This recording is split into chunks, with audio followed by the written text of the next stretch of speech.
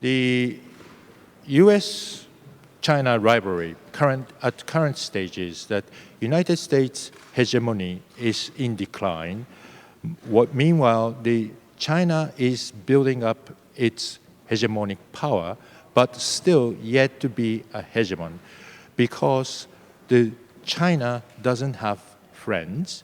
China has very limited friends: North Korea, Pakistan, Cambodia, Laos, but it's not a leader in the international community yet.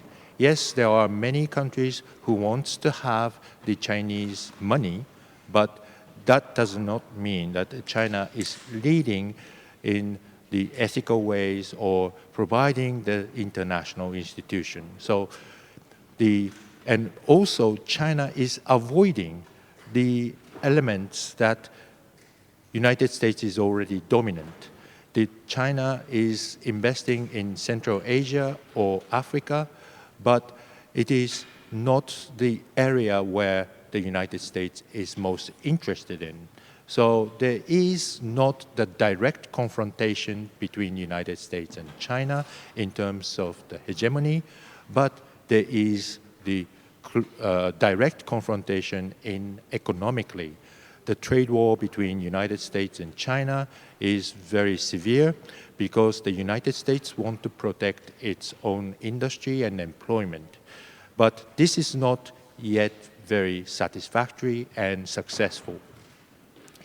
So the conclusion is that the United States and China are rivals, and it is the superpower bilateral rivalry, but it doesn't have the international strategic rivalry yet.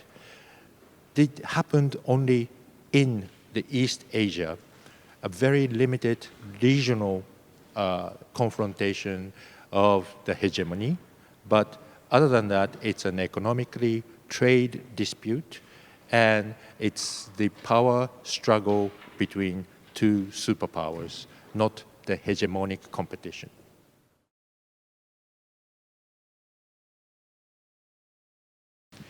So the current state of Japan-US relationship is that because of the retreat of the United States from the international commitment and retreat from the military commitment of protecting its allies, Japan needs heavily on to maintain the Japan-US alliance. Japan, because of the constitutional constraints and the limited military spending, Japan needs to have the US to provide the forces to station in Japan and make sure that the United States is committed to protect Japan, including the nuclear extended deterrence, which means when Japan is attacked, United States is committed to use the nuclear forces to counterbalance it. The Trump administration seems to have the less interest on protecting its allies, but the Prime Minister Abe is very keen on bringing the President Trump's attention and trying to make sure that the President Trump is happy to protect Japan.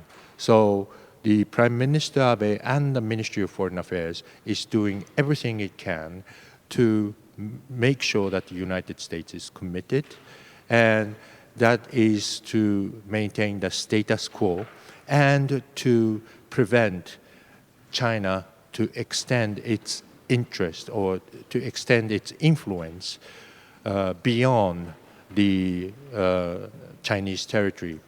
So the key issue is the Senkaku Islands, where there is a territorial dispute, but Japan, because of the US support, Japan is able to maintain the effective control over the islands and make sure that China will not go beyond that red line. And that's how things work in the current situation. And hopefully it is going to maintain this status quo for next decade. une question sur l'influence. Venez.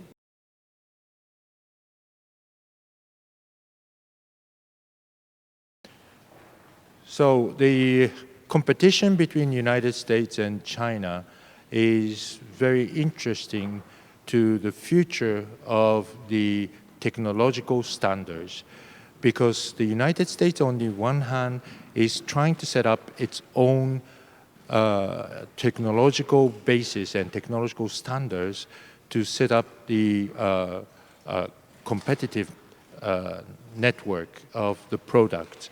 Meanwhile, China is developing its own technology, particularly, for example, using the big data for developing AI, the artificial intelligence. The artificial intelligence requires a lot of big data, but using data for AI requires the control over the privacy. China doesn't have any restriction on the privacy, so it can collect the information as much as possible, whereas the democratic countries like France, Japan, or United States have the limits of collecting those information and using the certain data policy, for example, the GDPR at the European Union.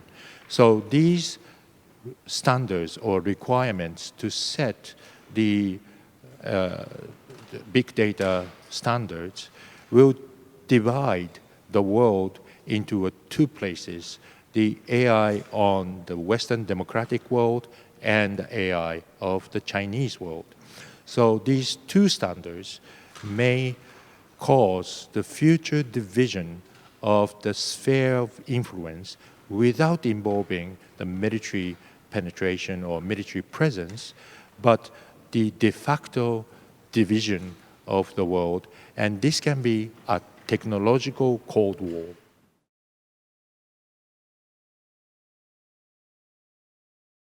Alors, dans quelle mesure les États-Unis gardent un avantage comparatif en matière de soft power? Donc, si on regarde ce qui se passe à la Harvard School of Government et au Belfer Center, avec le principal politologue Joe Nye qui a inventé le concept même de soft power, eh bien, on peut dire que les États-Unis gardent un avantage comparatif dans leur pouvoir d'attractivité ou d'attraction, leur capacité à toujours créer de la technologie en maintenant finalement un système universitaire et de recherche de haut niveau.